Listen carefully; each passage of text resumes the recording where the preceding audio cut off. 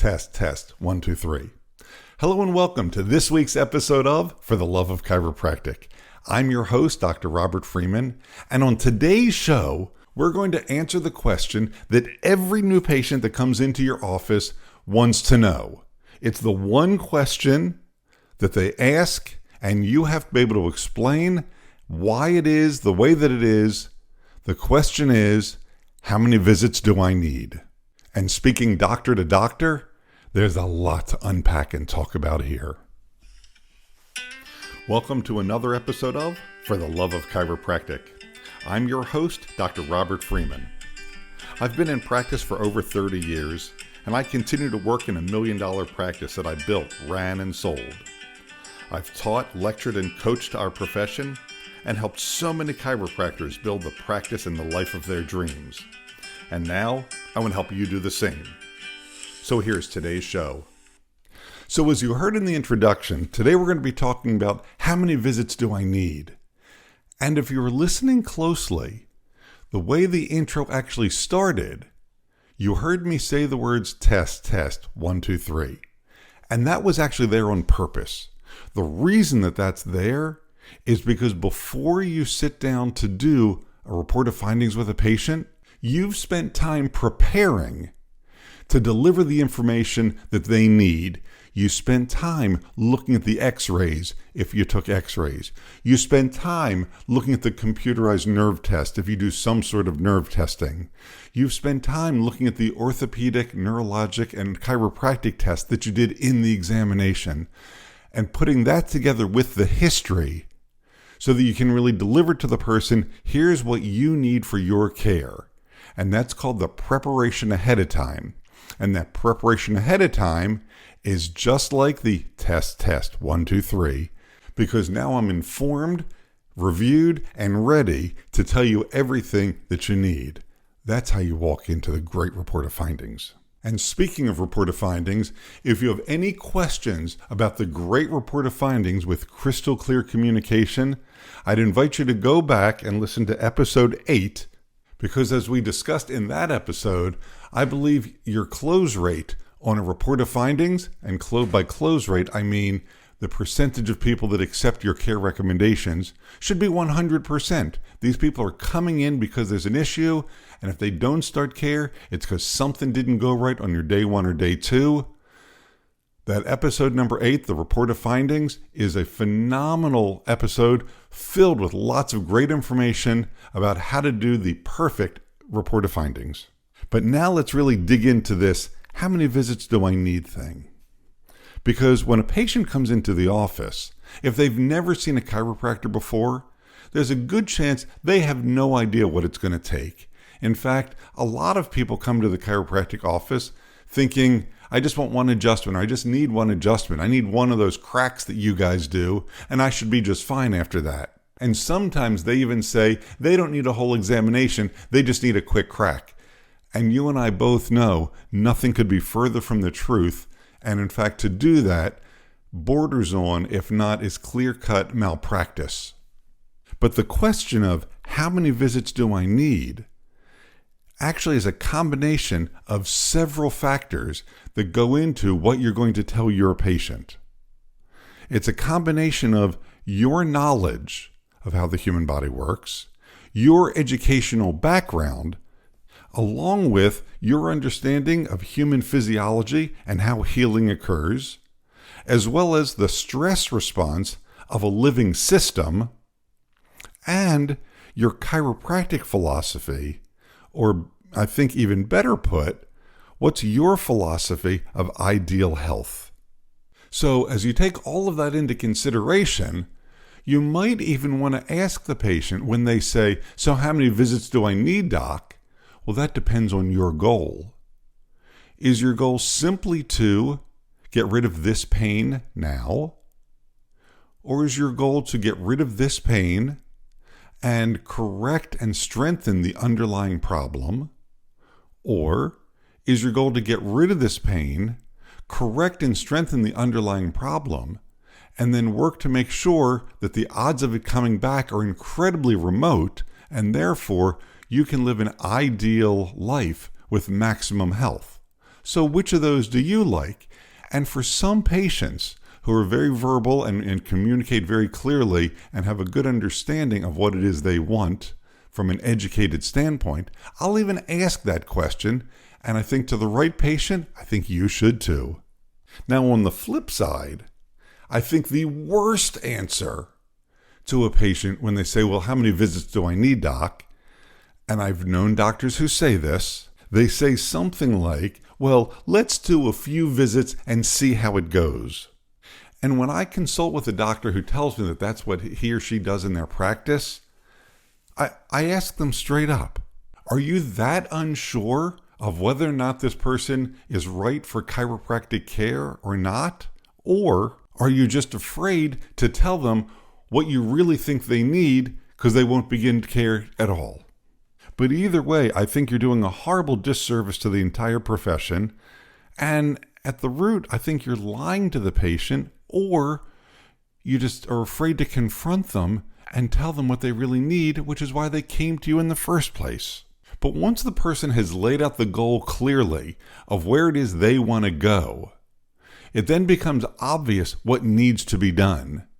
I believe always the best option is a combination of relief care with correction care, strengthening, and maintenance. Obviously, as much correction as can be made, but ultimately to help them stay and be as healthy as possible for the remainder of their life. And I love to use an analogy at this point. If a person goes to a gym, well, why does anybody go to a gym? Well, I want to be in better shape. I want to be able to do A, B, and C, whatever those may be. The trainer does a series of tests to see what is the current fitness level of the person. What can they do now? And the trainer is able to put together a program of lifting, cardio, stretching, maybe yoga, could be a bunch of different things, to help the person get where they want to go, with some input from the trainer of, based on what you're saying you want, this is what you need to accomplish that. And I'm sure that makes perfect sense to everybody who's listening to this. How much faith and confidence would you have in a trainer who says, well, okay, I hear what you're saying, tell you what, let's do a couple workouts and see how you do. Well, I can already tell you how you're going to do. If you're at all deconditioned, and most people who have not been working out in a gym are at least mildly deconditioned, they're going to be sore.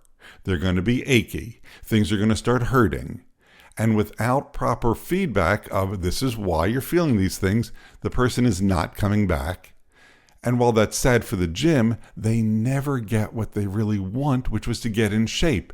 It was never explained to them the process that they would need to go through to get there, stay there, to have the life that they're looking for and live this outstanding, amazing, healthy lifestyle. And while we're talking about trainers, not doctors, the trainers have a faith, confidence, and belief in what they're doing because of their knowledge, their education, their training, and their experience to help them help the people that they're able to help get where it is they want to go, with some guidance being the expert. Because when any of us are looking to be better at something, we go to an expert, we go to a coach, a teacher, a trainer, a doctor, whatever it may be, because we have the faith, confidence, and belief in their abilities to help us get there. I'll give you a quick personal story. I'm a golfer, and for years, I have not been playing good golf, and I finally decided that I wanted to really get good at golf. I took a series of lessons, and I've practiced, and I now shoot in the 90s. Some of you are thinking that's amazing. Some of you are thinking, really, that's it? You're only shooting in the 90s? The very last lesson that I had, when I was working with my trainer, with the coach, with the golf pro, he was watching my swing, and we were working on the short game, and he paused, and he said to me, you're shooting the 90s now. I said, yeah.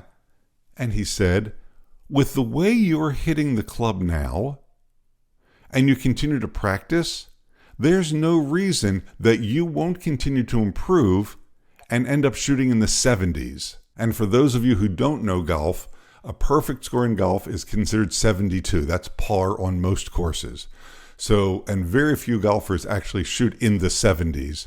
Most golfers are in the 80s or even 90s, and less than 50% of golfers ever break the 100 barrier. But his guidance and those words were additionally motivating to me to continue practicing and working harder to get better and better all the time. And as doctors, that's part of what we do with our patients, is to help move them forward to get where they already think and know they want to be. So getting back to that how many visits do I need thing that we're talking about, I think you need to lay out the care plan for the person at the appropriate time, which is in the report of findings as you've gone over everything, and lay out what it all looks like. And the reason that I say that is because they deserve to know it's their health. They need to know that you know, and along the way, you can manage their expectations as to why they don't just need one visit and be cured. Or after 1, 2, 3, 4, 5 visits, that they're sore or achy, if that happens, and we all know that does happen on rare occasions. But all of those pieces, the deserve to know, the need to know that you know, and managing their expectations comes down to the great communication that we chiropractors are famous for. How many times have you heard, I wish that my regular doctor, quote unquote, my medical doctor, would talk to me the way that you do, doc, because we chiropractors are known for actually spending time talking to our patients. So let's use that and master that to really help educate our patients. Getting back to the how many visits do I need, a very, very common outline for care that I hear so often is the 3-2-1. Well, I'll do 3 times a week with the patient for 4 weeks, and twice a week for 4 weeks, and once a week for 4 weeks, and then tell them once a month after that. Well, that comes down to a total of 24 visits, and after that, then there's the maintenance for how long somebody may stick around. The challenge is so few people actually do that because, frankly, doing that 3-2-1 plan, yes, you get their symptoms gone. Yes, you get some strengthening going on, but you have not really changed the underlying physiology, and the vast majority of those patients, the pain comes back. And because most patients, under plans like that, don't stick around for maintenance care, they do the, I tried chiropractic, but it didn't work, the pain came back thing. And because of plans like that, people now believe that chiropractic is good for episodic pain, as opposed to a way of life to optimize health. I know of an office in the western part of the United States that specializes in auto accidents and personal injury cases, and they routinely do mass advertising saying that if you've been involved in an accident, you'll need somewhere between 4 and 12 visits over a 2 to 4 week period. And yet I've never seen any studies that show people who've had a traumatic event like an accident, where there is tissue damage, that there's any way they can possibly heal in as short a period of time as 2 to 4 weeks. So how many visits do I need, doc? I can tell you there was a 2021 study looking at chronic pain, and the results of the study showed that patients with chronic pain require more than a 1 time a week adjustment. Sadly, that visit did not look at twice a week versus 3 times a week versus daily care, and for how long, and to get people to the maximum they should be. That study didn't, but previous ones did. And what we know, if the goal is relief care with correction, with strengthening, and with maintenance, to get to that maintenance point is going to take somewhere between 35 and 50 visits. I always round it off to about 40 visits, because that's just what it takes. Obviously, if it's a younger person who hasn't had a lot of trauma and initial issues that haven't been there very long, it can be significantly less. On the other hand, if it's an older person, somebody who's in their, 40s, 50s, 60s, 70s, 80s, it can be a lot more because the spine has been through so much over so many decades. But it's somewhere around that 40 number. But it's also not cookbook. Lay out the treatment plan of 3 times a week over, about a 3-month period, depending on the case. Do re-examinations along the way to measure the progress. Add and change treatment as needed based on the progress, based on the person and their lifestyle, and progressively move them towards doing more and more exercises, being more independent, and routine checkups to keep that spinal alignment optimized and the nerve function as close to 100% as possible. On a side note, as I was preparing to record this episode, I came across an article that was published in Medical News Today. The lead-in to the piece said, chiropractic adjustment is necessary if, and then it went on to talk about, if a person has had persistent neck pain or back pain, if they have restricted range of motion of any of the spinal areas, if there's muscle stiffness or tension, if a person has headaches or migraines, if a person has poor posture, and it finished by saying, if there's been a recent trauma or injury, all of these are reasons that a person requires chiropractic care. And while all of these seem to be symptom-based, my question to you, the listener right now, my friend, doctor, is, do you know anybody on the planet who doesn't have at least one of those things on that list? Let me review it again. Persistent neck pain or back pain, restricted range of motion, muscular stiffness or tension, headaches or migraines, poor posture, or had a recent trauma or injury. I'm pretty sure that's just about everybody on the planet because that's who needs your chiropractic care. So going back to where we started, if that's why people need chiropractic care, what is your purpose in providing chiropractic care to them if we're using Medical News Today as our framework? Is it simply to reduce the persistent pain or improve the range of motion or the muscle stiffness? And I won't go through the list again. Or is it to optimize the body so that they don't have those things, so the body's able to function at a higher level and these things don't keep returning and reoccurring? So now I'll ask you, you're a trained, licensed healthcare professional. You're a doctor of chiropractic, the chiropractic physician. And a patient says, "Doc, how many visits do I need?" What do you say to them? Do you know how you're going to explain it to them? And I hope you've learned that a great conversation starts with, it's more than just pain relief, and you've got a lot of life left to live.